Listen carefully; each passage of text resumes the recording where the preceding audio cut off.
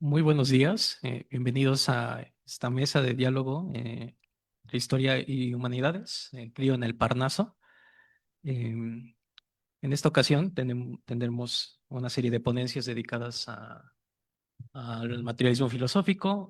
Planteamos diversos tópicos y bueno, yo abriré la primera mesa que se titula Conjetura en torno a la codeterminación de la soberanía y el soft power en la dialéctica de Estado bajo la idea de imperio, básicamente imperium en sentido etimológico en la historia.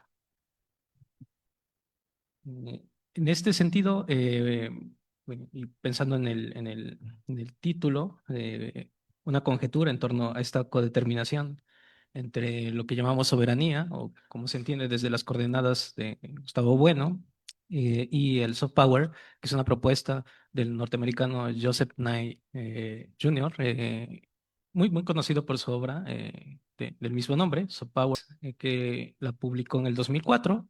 En ella sugiere este concepto que, bueno, es traducible a poder blando.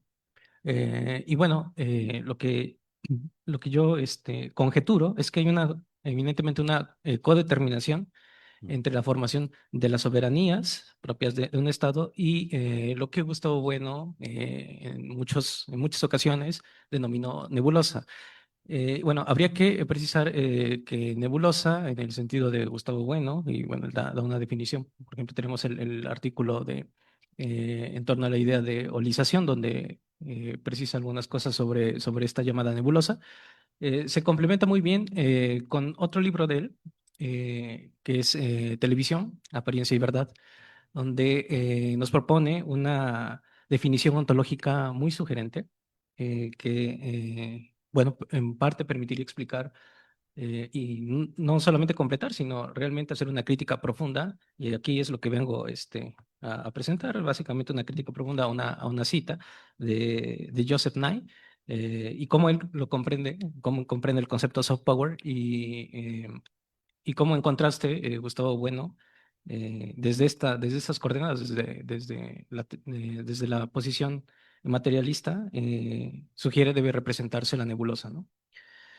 Bueno, daré lectura a la ponencia. La soberanía de un grupo, y bueno, este concepto puede ser también muy problemático, porque puede caer en definitiva, en la indefinición o en la ambigüedad, dado que y bueno, aquí cito otro artículo de Gustavo Bueno y vale la pena iniciar con esto, con las problemáticas relacionadas al lenguaje, en su artículo Conónimos, donde, bueno, yo pienso que la palabra grupo, que también puede ser reinterpretada a la luz etimológica como un término thóribos, porque tienen ese mismo campo semántico ambiguo, o bien los dos adjetivos que son thoribeticos o thoribodes, para correlacionarlo con la propuesta de Bueno en los conónimos. Bueno, remiten a una indefinición cercana al pronombre indefinido, dado que alude a la deixis de lo que constituye un todo y una parte. Es decir, bien podríamos tener el término grupo, thoribo, sociedad, que es un primer análogo que linda estos conónimos unitarios o plurales. El concepto de conónimos unitarios corresponde casi literalmente a lo que, y cito aquí a Gustavo Bueno, a lo que los escolásticos llamaban denominativos. Mm. Y los denominativos eran, en efecto, el nombre que recibían los análogos de atribución, pues representados en el sigma, ¿no? Que se predicaban propiamente de un primer análogo. Y bueno, esta denominación, o el término de denominación, casi por lo general en todo el artículo, Gustavo Bueno, pues alude a los adjetivos, ¿no? Claro, no puede ser extendido solamente a un límite sintagmático que te linde exclusivamente el adjetivo. Por eso la cuestión debe extenderse también a los sustantivos. Y en ese sentido, pues entra en términos como sociedad, como grupo, thóribos, etcétera, ¿no? Inclusive el término polis en un sentido abstracto, ¿no? Bueno, y sigo con la cita de Gustavo Bueno. Cuando estos mantenían entre sí relaciones de causa, efecto, signo, que bien pueden ser también constitutivos en un sentido sinalógico o no necesariamente sinalógico, también atributivo, y también explicaremos a qué se refiere esto.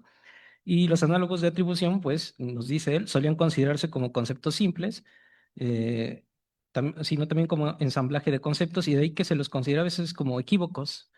En realidad, los denominativos son claramente un tipo de conónimos, y esta es la sugerencia de Gustavo Bueno para pensar este tipo de conceptos, ¿no? Son conónimos, por ejemplo, nos dice las modulaciones del análogo de atribución en el ejemplo clásico escolástico de la palabra sano, ¿no? Ujú, Se predica sano, por ejemplo, de un animal, sano de la orina o sano dicho del alimento, ¿no? Bueno, precisado esta cuestión, que eminentemente nos pone en el límite de la idea de la ambigüedad de lo que podría representarse como grupo o sociedad. Bueno, esta soberanía a la que se le predica ese grupo no surge de la decisión autónoma, y esto hay que tenerlo muy en claro, ¿no? Porque pues esto nos remitiría básicamente a la tradición francesa que cree que hay un contrato social preestablecido de manera a priori ujú, para la constitución de la soberanía de un grupo, de una etnia, de un estado, ¿no? Y que la asociación de individuos crea por vía del habitus. Bueno, aquí vale la pena citar la Disputación 39 de la sección 2 de Francisco Suárez, para remitirnos también a la cuestión etimológica de lo que se entiende por habitus, que es costumbre, tradición. Bueno, para Francisco Suárez queda clarísimo que el habitus, o sea, la tradición, las costumbres, no son más que la vestimenta, en un sentido concreto. Dice, nihil aliudet quam vestis. Pero en un sentido más abstracto, pues aludiría al vestitum, ¿no? Y bueno, aquí hay que pensarlo metafóricamente también, ¿no? ¿Acaso esto no nos remite al gran teatro social que se abordaba en la tradición literaria española de una, de un Somnium Vitae? Bueno, y en efecto, parece que, y bueno, y también nos remite a las propuestas del norteamericano Goffman, ¿no? ujú, Cuando en su libro eh, The Ritual Interactions sugiere que los seres humanos que integran, o los individuos, que por supuesto poseen planes y programas, de una manera muy particular, se conjuntan, pero quedan representados bajo el concepto de face, ¿no? O de máscara. Y bueno, esto podría ser pensado quizá a nivel de lo abstracto, y aquí cabría también hacer una crítica de eso que denominamos habitus como otro de esos conónimos que son parte de ese momento a priori de lo que las tradiciones de la ciencia política pues ve ujú, como constitutivos de esa soberanía grupal, ¿no? Y que a su vez se ayuntan en un sentido jorismático. Y bueno, yo creo que no solamente en un sentido jorismático, como lo ha pensado también la tradición francesa, ¿no? Formando un grupo político. Aquí, bueno, vale la pena aclarar qué es lo que se entiende por totalidad jorismática. Vuelvo a citar a Bueno. Dice, por totalidades joriomáticas, que viene, por cierto, del griego jorein, que es fluir. ujú, Son aquellas partes que solo pueden incorporarse al todo cuando otras partes hayan desaparecido para que ellas puedan incorporarse, por lo que propiamente no interactúan entre sí. El ejemplo clásico que da Gustavo Bueno es el de la sinfonía. Las totalidades joriomáticas son sin duda las más problemáticas. ¿Acaso? Porque la idea de totalidad se sobreentiende representada, ante todo, desde el prototipo de las totalidades istáticas, que claro, no son excluyentes. De hecho, en toda la propuesta, por ejemplo, de la metodología de eolización, eh, aunque hay contraposiciones en las participaciones, por ejemplo, de lo joriomático sí, sí, y sistemático proveniente de la sístasis, de la sistático, o bien de participaciones atributivas y distributivas, no son necesariamente excluyentes. Lo que Gustavo Bueno sugiere es que se pueden presentar en una realidad factual. ujú, Y bueno, esa es básicamente la coordenada del materialismo filosófico, ¿no? Recurrir a la pluralidad de las contradicciones también, para pensar los distintos niveles materiales.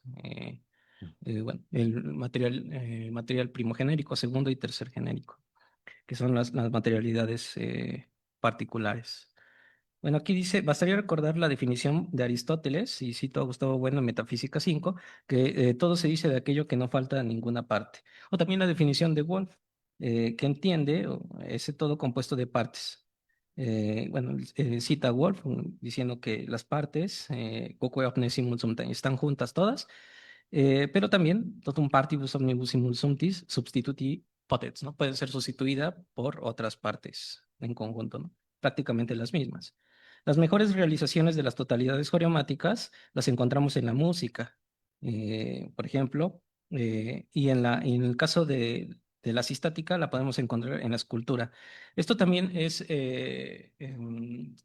puede ser extrapolable a las ideas que se tengan, y nos dice igual Gustavo Bueno, por ejemplo, en el caso de la propuesta de Heráclito, se podría considerar como una totalidad joriomática, y la propuesta de Parménides, en ese sentido, como una totalidad sistática. Bueno, volviendo a la cuestión del sentido jorismático que tiene el conónimo de soberanía de un grupo, o el concepto de soberanía de un grupo, formando o constituyendo ya en sí un cuerpo político. Bueno, lo anterior supondría una taxis previa, como lo propone eminentemente la tradición francesa, que después retoma la tradición anglosajona, a las pugnas fundantes de una polis, lo cual es incorrecto, ¿no? Vía España frente a Europa. En España frente a Europa, Gustavo Bueno nos deja muy en claro que los constitutivos a priori no son necesariamente entidades in abstracto, ¿no? ¿Cómo puede ser el género humano, ¿no? Sino que es la idea de imperio y sobre todo la dialéctica imperial de los estados la que constituye esto que podríamos denominar sociedades o cuerpos políticos. Y por tanto es previo también al concepto de género humano. Y bueno, esto como una idea priorística que remite a un desplazamiento de fuerzas dialécticas expresadas en la ley de transformación recíproca entre la cualidad y la cantidad de la materia. Cito a un filósofo mexicano, Eli de Gortari, que nos habla sobre esta transformación recíproca entre cualidad y cantidad. Nos dice, la permanencia de una cualidad solo existe dentro de ciertos límites de su variación cuantitativa y es relativa a ellos. Cuando la cantidad crece o decrece hasta alcanzar uno de estos límites, se produce un cambio en la cualidad. Esto conduce a formular el cambio cualitativo de la soberanía en términos segmentales. Esto es importante, dispuestos en una recta regresivo-progresiva de las relaciones sociales de producción, con espacios y tiempos disyuntos entre sí. En este sentido también vale la pena citar a otro gran filósofo mexicano, José Vasconcelos, eh, para tener en cuenta la definición de espacio y de tiempo, porque no es lo mismo en el que las magnitudes físicas del espacio y el tiempo han de entenderse, y cito a él, como continente de la materia, espacio, a la vez forma de nuestra mentalidad. Y esto proviene del libro La lógica orgánica. Y el tiempo, para Vasconcelos, es algo más que dimensión, es duración viva. Deducimos existencia en sí que perdura y que es la realidad en descenso a lo amorfo, o bien puede ser lo contrario, en ascenso a lo absoluto, que igual no es excluyente. Al considerar solo al espacio como magnitud mensurable en la recta, lo cual nos remite al concepto muy conocido de la Lebensraum, los modos de producción y las relaciones sociales surgidas se coligan asincrónicamente en la forma denominada materia política soberanista. Empero el tiempo, que no es solo variable, sujeta a la cuantificación, sostiene la idea de una potencia de la ingeniería tecnológica y el posterior despliegue teorético de la ciencia, que finalmente desestima o no si el sustantivo imperio es atribuible como predicado a una operación soberana histórica, agazapana en el ejercicio de las facultades expansionistas que la lógica nacional impele, dada en las coordenadas para las cuales se ubica dicho atributo. En términos historiográficos, diríamos que la historia política no marca las pautas para el ejercicio imperial, sino que son las posibilidades que la historia tecnológica acompasa en la dialéctica asincrónica de las esferas imperiales en decadencia, siendo el desarrollo imperial efectivo marcado o no.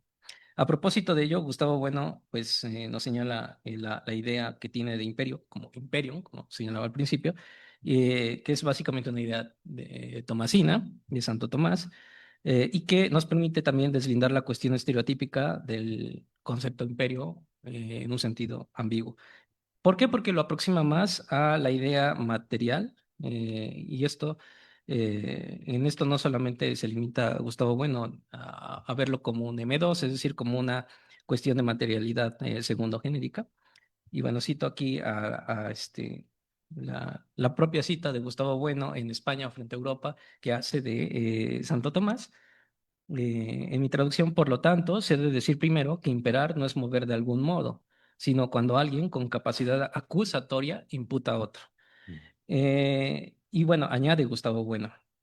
Esto que dije es mi traducción de la sección de la cuestión 17, eh, presente en el 388 de, de las cuestiones, de las cuestiones relacionadas al imperio en la obra de Santo Tomás. Y bueno, el propio Gustavo Bueno añade, el imperio es esencialmente acto de la razón que intima y mueve a hacer alguna cosa. Y también el imperio preparado en el acto de elección eh, se concebía como un poder, aún así, en el sentido de potestas, de la facultad intelectual para determinar a la voluntad hacia el acto elegido libremente. Bueno, no nos detenemos en esta cuestión porque Gustavo Bueno también ahonda en que no todos los actos no imperados entran dentro del concepto tomasino. Y bueno, continuamos con la cuestión historiográfica y bueno, la definición, ¿no? La historia tecnológica es dialéctica con relación a la asincronicidad de las partes tecnológicas que conforman otras latitudes. Y el imperio, en el sentido tomasino, como acto de la razón, involucra una operación. Esto hay que verlo también y hay que precisarlo, que puede verse desde un punto de vista ético émico, es decir, en cuanto es codeterminada por los constitutivos de la propia dialéctica tecnológica, pero también se vale de la explotación en un sentido ya sea generador o depredador para la reconfiguración de los cierres categoriales situados en sus coordenadas o fuera de ellos. De las propias ciencias ocupadas en la técnica, ¿no? En la tecnología. Por ello, hablar de desarrollo tecnológico es hablar de imperio modificador de la soberanía. La soberanía surge en un momento particular del desarrollo económico, no necesariamente financiero, que, como señaló Marx, es la disociación entre el productor y los medios de producción, capítulo 24, Capital, ¿no? Dice, la transformación de los medios de producción individuales y desperdigados en medios sociales y concentrados de producción y, por tanto, de la propiedad raquítica de muchos en propiedad gigantesca de pocos. El capítulo 24 es interesante porque no se limitaría solamente a la cuestión económica. El capítulo 24 aborda cuestiones netamente históricas, por eso lo cito, ¿no? No tanto en la posición ontológica que defiende Marx, ¿no? Que es muy cuestionable. De ahí el problema de las nebulosas imperialistas como una estrategia apelmazada a la enajenación de las relaciones sociales de producción por medio de ciertas tecnologías. Tenemos, por ejemplo, el periódico, la televisión, el cine, la radio, ahora el Internet, ¿no? Con toda la serie de dispositivos, la inteligencia artificial y, bueno, los desarrollos que se están haciendo a la postre, ¿no? Que es básicamente aprendizaje autónomo cuántico, ¿no? Sí, sí. Básicamente lo que denominaríamos difusión de ontologías de la apariencia, como señalaban. La apariencia, nos dice Gustavo, bueno, te remite a la realidad porque es una especie semejante a otra. Y la verdad, igual nos dice Gustavo, bueno, es la identidad de dos procesos o entidades, como puede ser un teorema geométrico, ¿no? Es decir, cuando hablamos de apariencia, también estamos hablando de verdad y de falsedad.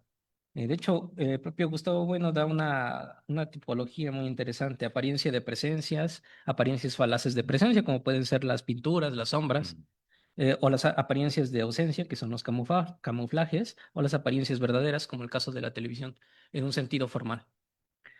Y bueno, completo la cita, dice, aparecer en pantalla, nos dice Gustavo Bueno, es el objeto interno del mundo de la televisión, es decir, su finis operis, que no se limita a él, ¿no? También esto nos podría llevar a la discusión de si solamente es reducible a M1, o es decir, pensada la cuestión, toda esta cuestión de las tecnologías de difusión, como solamente como instrumentos de pantalla, ¿no? Lo cual, pues, es limitar mucho la visión ontológica de la apariencia y la verdad. Eh, la tecnología, por tanto, es clave en la conformación soberanista. Y esto, bueno, hasta la fecha lo siguen señalando los grandes líderes. Lo señaló, por ejemplo, en el 2021 el presidente chino, Xi Jinping. Dice que la tecnología acompaña el ejercicio de las propagandas que afectan los hábitos y que no son contratos como quiere la tradición liberal. Cito a Xi Jinping. Durante la reforma y la apertura se planteó la tesis de que la ciencia y la tecnología son la principal fuerza de producción, ¿no? Gustavo Bueno señala que si la tecnología no progresa y los nuevos recursos no se encuentran disponibles, el Estado sale fuera de los confines normales para adquirir riquezas procedentes de otras sociedades. Esto está clarísimo en España frente a Europa. Se puede ejemplificar el caso con la conformación de una supuesta radicalidad soberanista, anticolonial, por ejemplo, en el caso de los senegaleses, pero que es muy diferente al expansionismo anglosionista, que estaría más cercano a garantizar una supervivencia mucho mayor. ¿Por qué? Porque es resultado de su imperio depredador fundado en la Hasbara. En la Hasbara como un concepto que alude a esta, no solamente a la idea un tanto ambigua, nebulosa del soft power, sino a esta cuestión de las apariencias y las verdades, sobre todo en el plano historiográfico, lo cual remite a la recta en un sentido progresivo, es decir, a la expansión de la historia soberana. Dicha presuposición está ligada a la condición histórica que codetermina la subordinación de un cuerpo político a otro y que no necesariamente es de carácter estatal. Mm, mm, Eh, Cito a Marcelo Ogullo, ¿no? En Insubordinación Fundante. Dice, las políticas destinadas a lograr la subordinación ideológica cultural, es decir, las políticas destinadas a lograr la imposición de los objetivos de un Estado por medio de la seducción, han sido denominadas ya desde 2004 por Joseph Nye, poder mm, blando. En términos de Nye, existen generadores oficiales, los organismos de Estado, y generadores no oficiales, como pueden ser Hollywood, Harvard, la Fundación Bill Clinton, o la Fundación de Melinda Gates, entre otros. También puede estar presente en la diplomacia, en las transmisiones por medios de comunicación, en los programas de intercambio, mm, en la ayuda para el desarrollo, en las asistencias en caso de desastres, en los contactos inclusive entre ejércitos. Para Anay, el poder blando debe estar dirigido a conseguir la conquista de las mentes y los corazones tanto de las élites como de las masas populares. Se trata, pues, por tanto, de ver o de conjeturar si estas posibilidades de la soberanía no son una idea fija en un contenido, digamos, de segundo orden, que permite la denominación desde esta perspectiva ética, es decir, desde el sujeto operatorio de un ejercicio jurídico, tanto como geopolítico, sino como relativa, ahora sí, a la pluralidad distáxica. La soberanía pretende ser una racionalización jurídica del poder, en el sentido de transformar la fuerza en poder legítimo, el poder de hecho en poder de derecho. Obviamente, la soberanía se configura de distintas maneras según las distintas formas de organización del poder que se han dado en la historia de la humanidad. En todas podemos encontrar siempre una autoridad suprema, aunque luego se explica o se ejercida de maneras muy distintas. Dicha definición dada por Bobbio, Pasquino y Matteucci no es diferente de la pseudodicotomía presente en la resolución, por ejemplo, que tenemos de la Asamblea General de la ONU, ujú, la cual comprende el poder político como ancilar a las soberanías. Es decir, el derecho, y cito, el derecho de los estados a gobernar sus territorios y asuntos internos sin interferencia externa, lo cual es absurdo, con la obligación de respetar los derechos soberanos de otros estados. En este sentido, ubicar lo que Gustavo Bueno señaló en su respuesta crítica, la respuesta que le hace a Juan Bautista Fuentes Ortega en el 2001, en la que él señala, en la medida en que cada estado solo se constituye como tal y desarrolla sus fuerzas de producción, en el proceso mismo de codeterminación, incluyendo los intercambios comerciales con otros estados competidores, y en la medida en que mm, la apropiación de los medios de producción definidos dentro de los límites de cada estado solo puede considerarse consumada tras la constitución del mismo estado, cuya autaxia sería meramente nominal si no contase con el consenso espontáneo, obligado o aceptado de los mismos expropiados, que prefieren o necesitan mantenerse en el estado, a mantenerse en el estado o emigrar a otros estados, habrá que concluir que la división de la sociedad en clases no es anterior al estado, sino al menos lógicamente posterior a él, ujú, y comprender, por tanto, una dialéctica de Estado, que podríamos denominar una dialéctica en esas totalidades atributivas y distributivas, ya no solamente en un sentido de